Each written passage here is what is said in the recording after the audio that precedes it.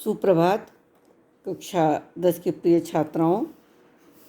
ये हिंदी विषय की कक्षा है और हिंदी में हम लोग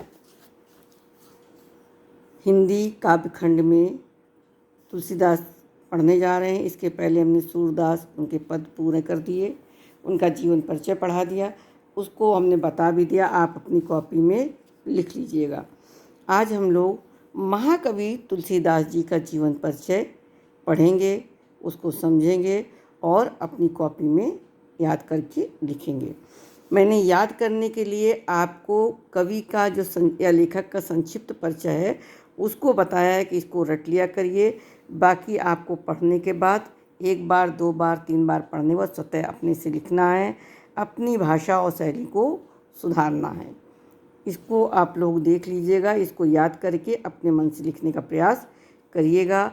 और जीवन परिचय में केवल जन्म से लेकर मृत्यु तक का वर्णन होता है और कुछ रचनाएं लिखने को आती, साहित्यिक परिचय आप लोगों को नहीं लिखना है, ठीक है।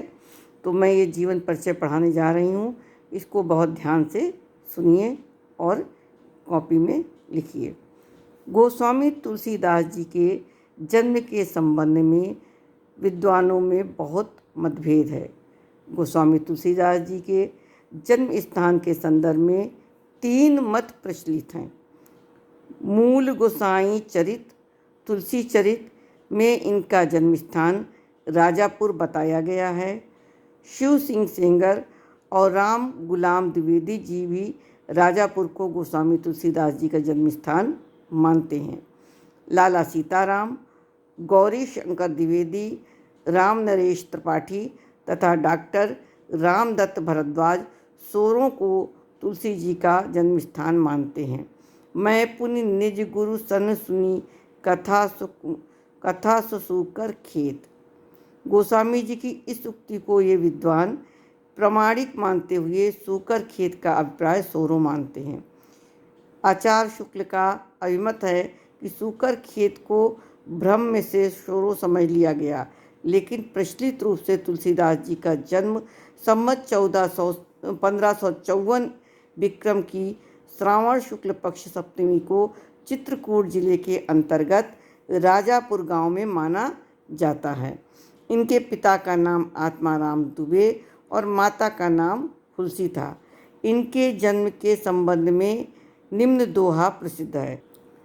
1554 से कालिंदी के तीर, श्रावण शुक्ला सप्तमी तुलसी धर्यो शरीर। 1554 से कालिंदी के तीर, श्रावण शुक्ला सप्तमी तुलसी धर्यो शरीर। इनका जब जन्म हुआ तब ये 5 वर्ष के बालक मालूम होते थे, दांत भी सब मौजूद थे। जनते ही इनके मुख से राम का शब्द निकला और लोग इन्हें राम बोला कहने लगे। आश्चर्यचकित होकर इन्हें राक्षस समझकर माता पिता द्वारा त्याग दिए जाने के कारण इनका पालन पोषण एक दासी ने तथा ज्ञान एवं भक्ति की शिक्षा प्रसिद्ध संत कबीरदास बाबा नरहरिदास ने प्रदान की। इनका विवाह रत्नावली के साथ हुआ था। ऐसा प्रसिद्ध है कि रत्नावली की फटकार से ही इनके मन में वैराग्य उत्पन्न हुआ। कहा जाता है कि एक बार पत्नी द्वारा बिना बताए मायके चले जाने पर प्रेमातुर तुलसी अर्धरात्रि में आधी तूफान का सामना करते हुए अपनी ससुराल जा पहुँचे। पत्नी ने इसके लिए इन्हें बहुत फटकारा। फटकार से इन्हें वैराग्य हो गया। इसके बाद काशी के विद्वान शेष सनातन से तुलसी ने वेद वेदांग का ज्ञान प्राप्त किया और अनेक तीर्थों का भ्रमण करते हुए राम के पवित्र चरित्र का गान करने लगे। इनका समय काशी, अयोध्या और चित्रकूट में अधिक व्यतीत हुआ। सन 1680 श्रावण कृष्ण पक्ष तृतीया शनिवार को 80 घाट पर तुलसीदास राम राम कहते हुए परमात्मा में विलीन हो गए। इनकी मृत्यु के संबंध में निम्न दोहा प्रसिद्ध है। क्या है? संवत 1680 गंग के तीर, श्रावण कृष्णा तीज सनी तुलसी तजो शरीर। वहाँ धरो यहाँ त्यजो। ठीक है, ये राम के भक्त थे। इनकी भक्ति दास स्वभाव की थी। संवत 1631 में इन्होंने अपने प्रसिद्ध ग्रंथ रामचरितमानस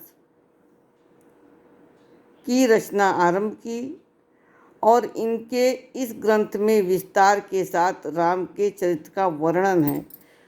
तुलसी के राम में शक्ति, शील, सौंदर्य तीनों गुणों का अपूर्व सामंजस्य है।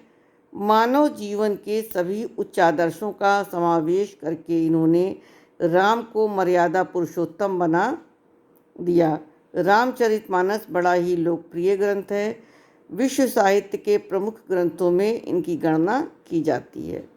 रामचरितमानस के अतिरिक्त इन्होंने जानकी मंगल, पार्वती मंगल, रामलला नहुष, रामाज्ञा प्रश्न, भैरवी रामायण, दोहावली, कवितावली, गीतावली तथा विनय पत्रिका आदि ग्रंथों की रचना की। इनकी रचनाओं में भारतीय सभ्यता और संस्कृति का पूर्ण चित्रण देखने को मिलता है। अपने समय तक प्रचलित दोहा, चौपाई, कवित्त, सवैया, पद आदि काव्य शैलियों में तुलसी के पूर्ण सफलता के साथ काव्य रचना की है।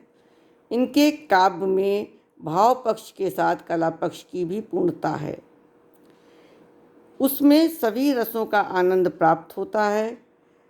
स्वाभाविक रूप से सभी प्रकार के अलंकारों का प्रयोग करके तुलसी ने अपनी रचनाओं को प्रभाव उत्पादक बना दिया। इनका ब्रजभाषा तथा अवधी भाषा पर समान अधिकार था। कवितावली, गीतावली, विनय पत्रिका आदि रचनाएं ब्रजभाषा में हैं और रामचरितमानस अवधी में है। अवधी को साहित्यिक रूप में प्रदान करने के लिए इन्होंने संस्कृत शब्द का भी प्रयोग किया है, पर इससे कहीं भी दुरूहता नहीं आने पाई। तुलसीदास जी ने अपने भक्ति भावना की